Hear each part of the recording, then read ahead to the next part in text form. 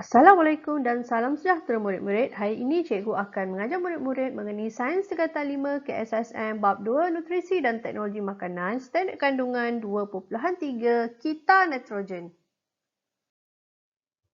2.3 kita nitrogen. Apa yang dimaksudkan dengan kita nitrogen? Kita nitrogen merupakan kita semula jadi yang mengitarkan unsur nitrogen antara tumbuhan dengan haiwan dan seterusnya di atmosfera, tanah dan air. Berapa peratus kandungan nitrogen dekat dalam udara kita? Betul. Dalam udara kita terdapat 78% nitrogen. Tapi walaupun kandungan nitrogen dekat dalam udara kita banyak, tumbuhan tak dapat serap gas nitrogen ni secara terus daripada udara. Kalau tumbuhan tak dapat serap gas nitrogen daripada udara, macam mana tumbuhan nak dapatkan nitrogen? Cara tumbuhan menyerap nitrogen adalah dalam bentuk ion nitrat daripada dalam tanah melalui akar dia.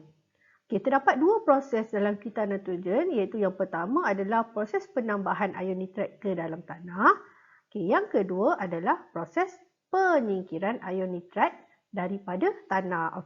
Penambahan ion nitrat dekat dalam tanah ni berlaku disebabkan yang pertama daripada tindakan kilat dan letusan gunung berapi, kedua proses pengikatan nitrogen dan ketiga adalah proses penitritan. Yang untuk proses penyingkiran ion nitrat daripada dalam tanah pula, contohnya seperti proses penyerapan ion nitrat daripada tanah, proses pendinitritan dan proses melarut resap nitrat. Apa semua proses ni murid-murid? Jom kita tengok apa yang dimaksudkan dengan semua proses dalam kita nitrogen ni. Murid-murid, dalam kita nitrogen, apa yang murid perlu tahu adalah yang pertama adalah gas nitrogen dekat udara, yang kedua adalah ion nitrat. Jadi, dalam kita nitrogen, gas nitrogen daripada udara ni akan ditukar kepada nitrat dekat dalam tanah. Dan nitrat dekat dalam tanah ni pula nanti akan dikeluarkan daripada tanah dan ada yang akan dikembalikan ke udara dalam bentuk gas nitrogen. Sebelum ni murid-murid dah tahu proses dalam kita nitrogen ni ada dua, iaitu proses penambahan ion nitrat dekat dalam tanah dan satu lagi proses penyingkiran ion nitrat dekat dalam tanah. Kita tengok yang pertama dulu. Dalam proses penambahan ion nitrat yang pertama adalah dari tindakan kilat. Masa tindakan kilat ataupun letusan gunung berapi ni apa yang berlaku? Semasa proses ini berlaku, tenaga yang terbebas adalah pada suhu yang tinggi. Seterusnya, ia dapat mengoksidakan nitrogen dalam udara untuk membentuk gas nitrogen dioksida. Bila hujan turun, gas nitrogen dioksida yang terhasil tadi dekat dalam udara ni tadi akan larut dekat dalam air hujan dan dia akan membentuk asid nitrik. Kemudian dia akan turun ke permukaan bumi. Asid nitrik ni tadi dia akan meresap dekat dalam tanah dan bertindak balas dengan mineral untuk membentuk ion nitrat dekat dalam tanah. Itu adalah yang pertama. Yang kedua pula, proses pengikatan nitrogen. Macam mana proses pengikatan nitrogen ni berlaku? Proses pengikatan nitrogen ni berlaku disebabkan pada akar pokok kekacang tu terdapat nodul-nodul akar kekacang, yang mana dekat nodul akar kekacang ni terdapat bakteria pengikat nitrogen.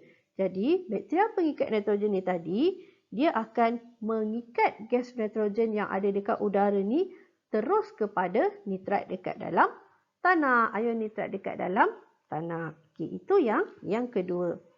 Yang ketiga. Tumbuhan ni ada protein tumbuhan. Apabila tumbuhan ni dimakan oleh haiwan, dia akan menjadi protein haiwan. Kalau haiwan dan tumbuhan ni mati pula, bangkai haiwan dan tumbuhan yang mati ni tadi akan mengalami tindak balas penguraian oleh bakteria dan kulat. Penguraian ni tadi akan menghasilkan sebatian amonium. Sebatian amonium ni pula akan ditindakbalaskan oleh bakteria penitritan melalui tindak balas penitritan. Seterusnya dia akan menjadi ion nitrit. Ion nitrit ni masih belum boleh diserap oleh tumbuhan. Ion nitrit ni tadi akan mengalami tindak balas penitritan pula oleh bakteria penitritan seterusnya akan membentuk ion nitrat dekat dalam tanah. Okey, ion nitrat inilah yang akan diserap oleh tumbuhan. Okey, 3 proses ni tadi adalah proses untuk mengembalikan ion nitrat dekat dalam tanah dan terdapat satu lagi proses iaitu apabila baja nitrogen dimasukkan ke dalam tanah untuk memberi baja kepada tumbuhan. Jadi ini juga adalah salah satu kaedah untuk mengembalikan ion nitrat dekat dalam tanah. Okey, itu adalah proses penambahan ion nitrat dekat dalam tanah. Okey, kita pergi pula kepada proses penyerapan ion nitrat yang ada dekat dalam tanah ni tadi. Okey, sekarang ni ion nitrat dekat dalam tanah ni tadi diserap oleh tumbuhan melalui akar. Seterusnya akan membentuk protein tumbuhan. Okey, itu yang pertama, penyingkiran ion nitrat dekat dalam tanah.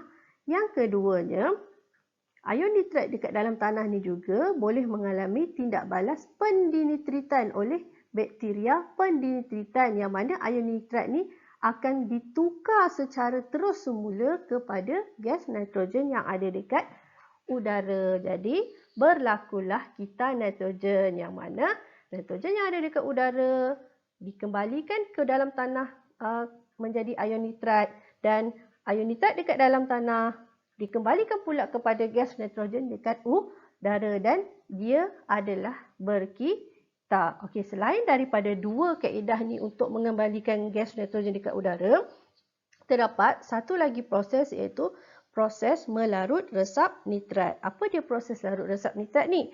Proses larut resap nitrat ialah proses semula jadi, yang mana proses ini ion nitrat dekat dalam tanah melarut dekat dalam air, kemudiannya mengalir ke dalam sungai atau air bawah tanah. Proses ini juga boleh menyingkirkan ion nitrat daripada tanah.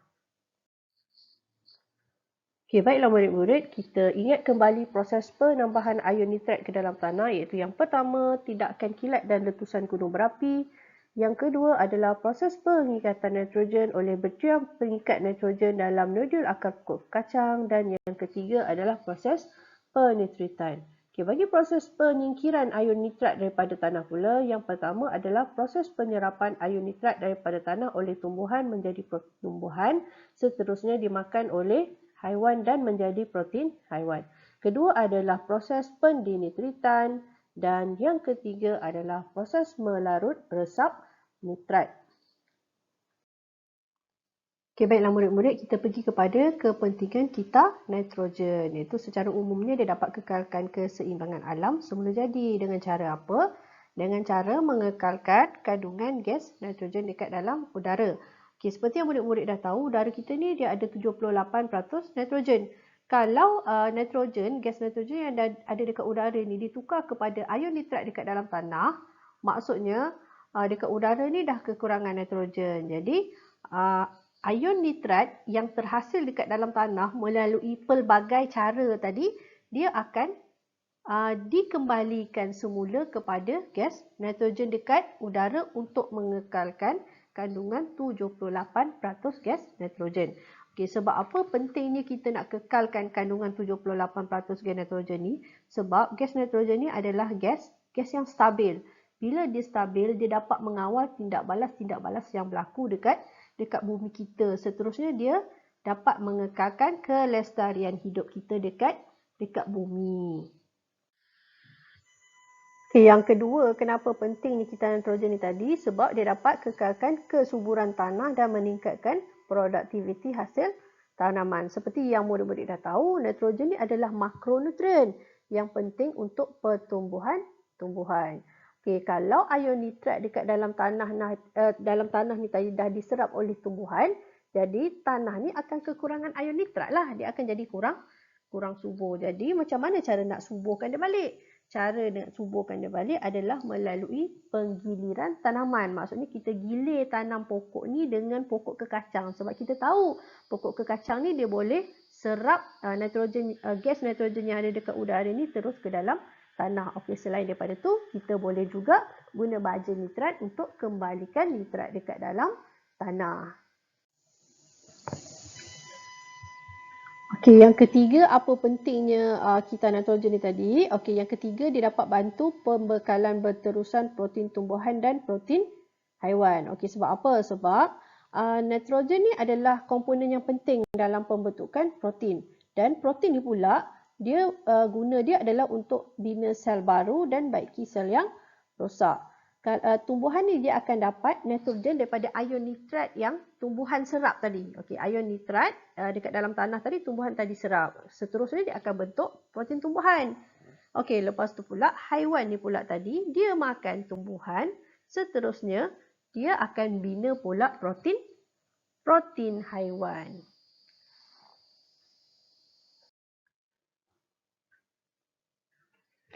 Okey, yang keempat adalah ia dapat mengurangkan pencemaran alam sekitar. Okey, macam mana cara dia dapat kurangkan pencemaran alam sekitar ni?